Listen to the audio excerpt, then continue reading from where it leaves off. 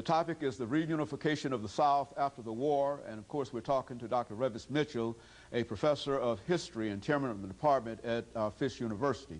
And of course, Dr. Mitchell, let's give you an opportunity during this last segment to sort of wrap up some of the things dealing with African-American voting and African-American political participation.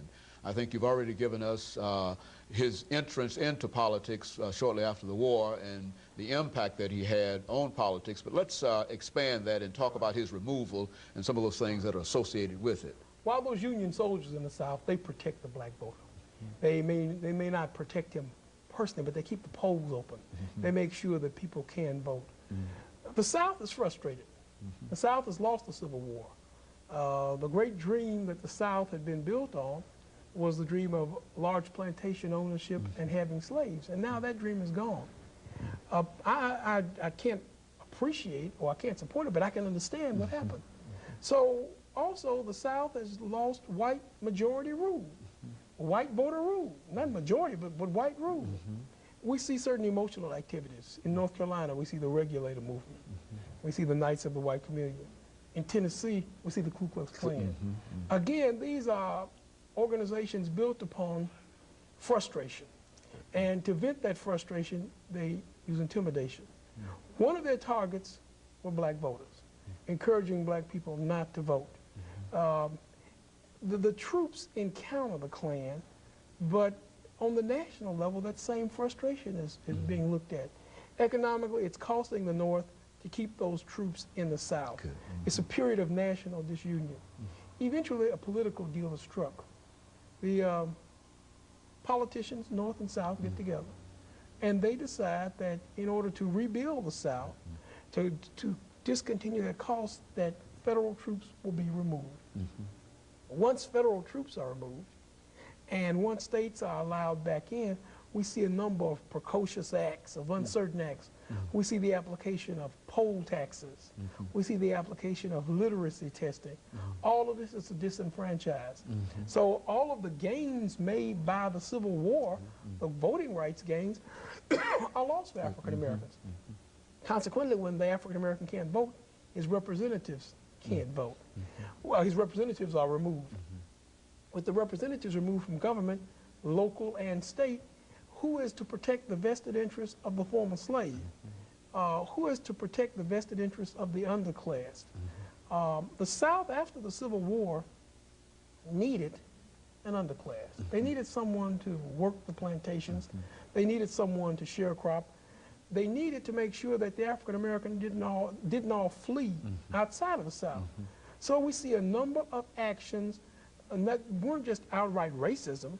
They were also political and economic acts carried on by a South with no protection for the African American. Sometimes with the state legislatures involved. Exactly, exactly, because the same persons who control the legislatures were those who control the Southern economy, were the large landholders. So we see precocious laws developed, reinstituting a system just as harsh, if not harsher, than slavery. Certainly the experience of the African American in the South after the Civil War and in the United States between 1860 and 1900 demonstrated the importance of having the vote and exercising the vote. Once you lose control of that vote, then you have no real voice in government. You have no voice to select people who will protect you.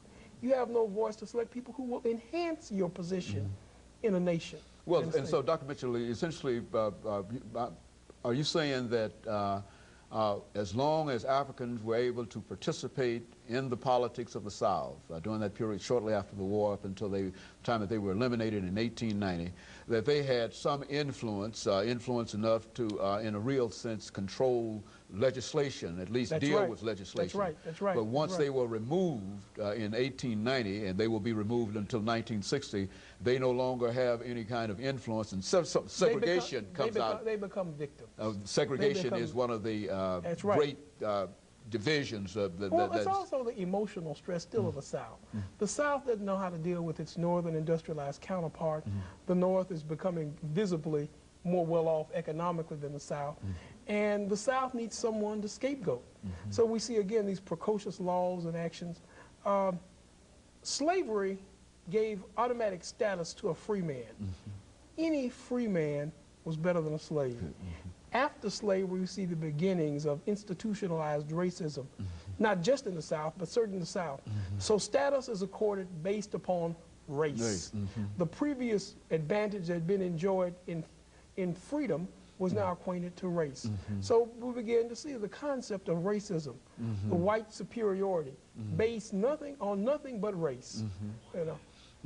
Very good. And of course, Dr. Mitchell, over this last minute, let me thank you and to say how very, very appreciative we are to have you to come by. It's always a pleasure to come on. Yeah, it's always a pleasure to be a part of something that's very informative. Yeah, but I think you just bring some excellent information to us, and what we've been able to do over the many years, as we've indicated, is to use this information and video cassettes and whatever, and to expose our young people to them, and we find that they are very, very interested in many of your statements, and especially you.